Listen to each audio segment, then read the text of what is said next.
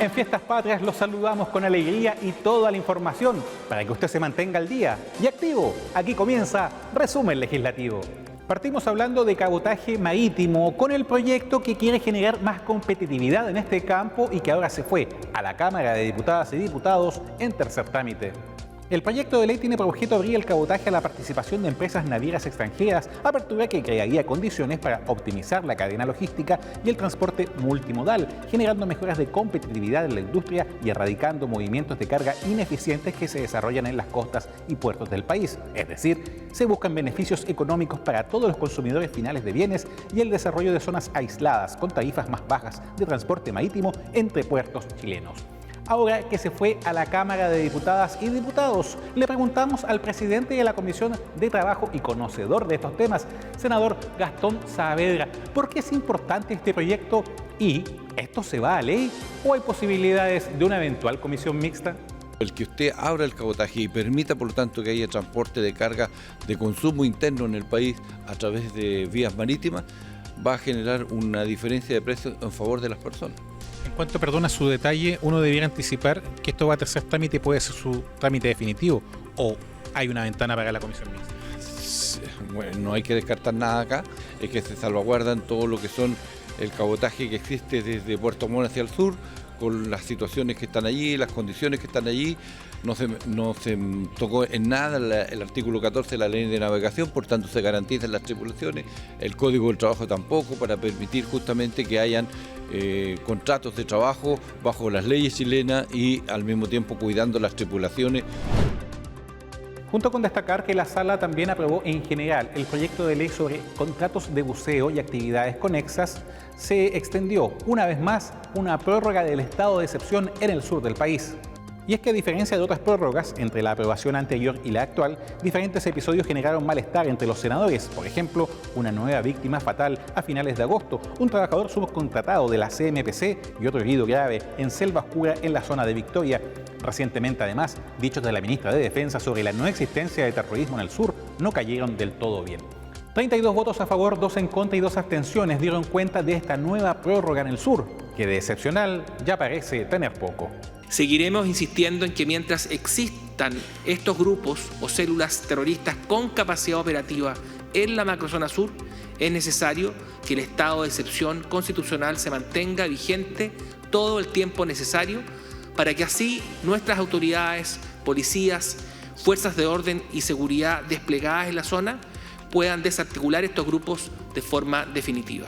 No hay, digamos, ningún tipo de duda respecto de que existe terrorismo y no puedo evitar decir que por la memoria de esta persona, digamos, que fue asesinada y porque ya son 65 las víctimas de este conflicto, no podemos decir que la CAM o la UAM no son terroristas. O sea, es difícil para alguien que vive en la Araucanía, con muchas personas que han perdido todo, explicarle que la quema de una iglesia, el asesinato, la quema de una escuela no es un acto terrorista. La coordinadora Arauco Mayeco CAM, 67 hechos de violencia que ellos se lo han adjudicado. Eso es antes del estado de excepción constitucional.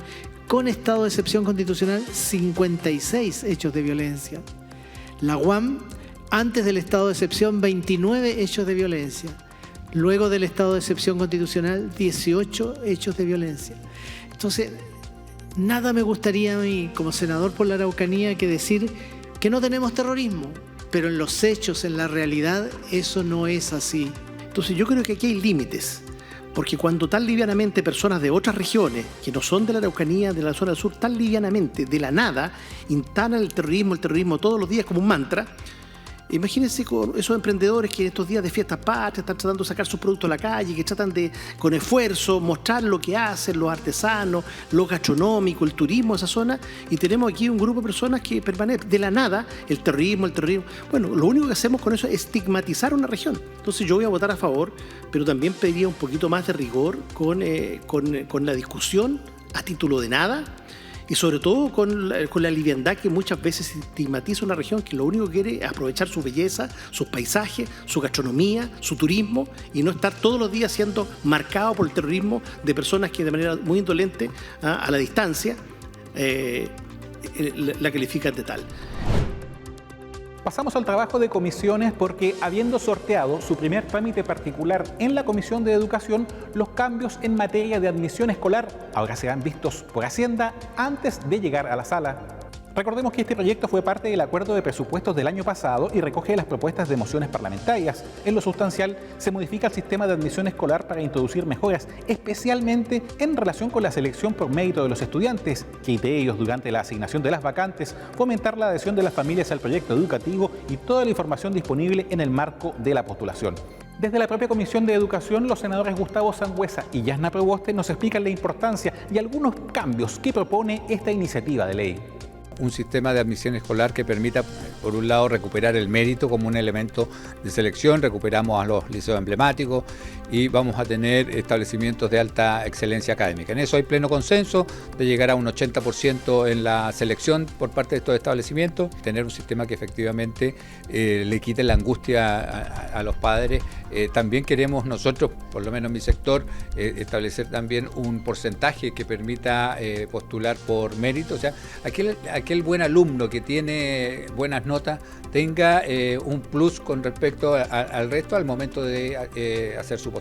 Lo que hace esta modificación al sistema de admisión escolar es que hoy día le entrega facultades también a las y los directores para poder establecer en situaciones excepcionales, permite que los colegios que son de alta exigencia o de especialización temprana puedan hacer procesos de selección, pero se ratifica en que en ningún caso, ningún establecimiento como norma general va a poder establecer requisitos de condiciones socioeconómicas, condiciones de vínculos de matrimonio en la familia, y por lo tanto se resguarda en que solo aquellos establecimientos que son de alta exigencia académica puedan realizar procesos de selección.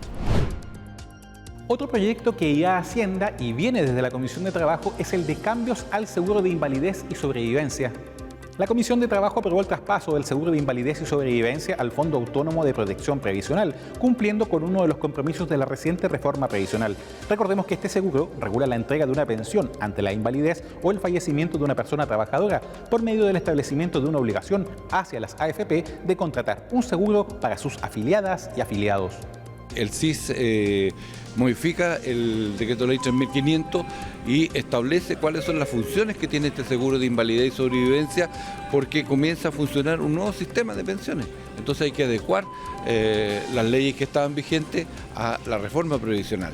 Y por otra parte, la buena noticia que recibimos, que ayer justamente se pagaron o terminó de recaudarse el 1% que se tenía que anticipar.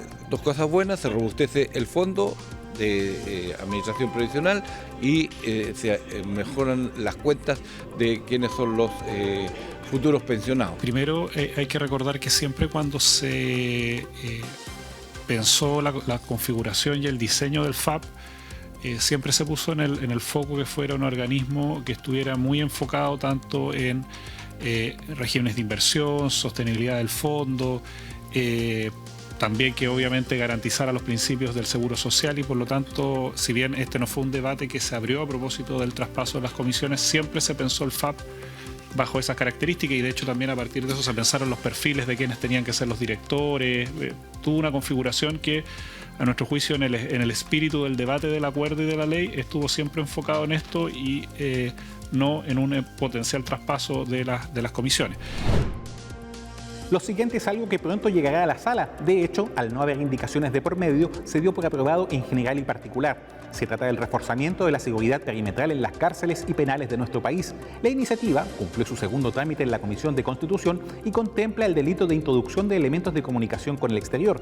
Hay aspectos que ya existen, pero se acentúan conforme a episodios que fueron noticia, incluso este año, en los entornos de diferentes recintos. Como decía el señor secretario, no habiéndose ingresado indicaciones en el tiempo que habíamos acordado, voy a declararlo de esa manera, remitir el informe para que la sala lo pueda conocer y votar en general y en particular. Y si les parece a los señores senadores, ¿estamos de acuerdo? Senadora Ebensperger, senador Durresti y presidenta. 3-0. Ya. Bien, presidenta, ¿entiende la Secretaría que no hay otro punto a discutir? No. Ya. Despachado, entonces, despachamos entonces el proyecto y se propondría la discusión en general y en particular de esta iniciativa. Y como cada año, en las tradicionales actividades de fiestas patrias, el Senado, principalmente en la figura de su presidente, participa de diferentes ceremonias oficiales, acciones de gracias evangélicas, desfiles junto al Te Deum en la Catedral Metropolitana o la parada militar en el Parque O'Higgins son parte de las conmemoraciones de estas fechas, donde esperamos que ustedes también hayan celebrado junto a los suyos. Estos fueron solo parte de los hitos noticiosos de los últimos días en el Senado de la República. Toda la información, usted ya lo sabe, www.senado.cl y nuestra programación. La invitación ahora es a que nos acompañe con una nueva entrevista en modo avión a propósito de la reciente edición del Congreso Jóvenes Futuro. Nosotros agradecemos su compañía y nos vemos la próxima semana.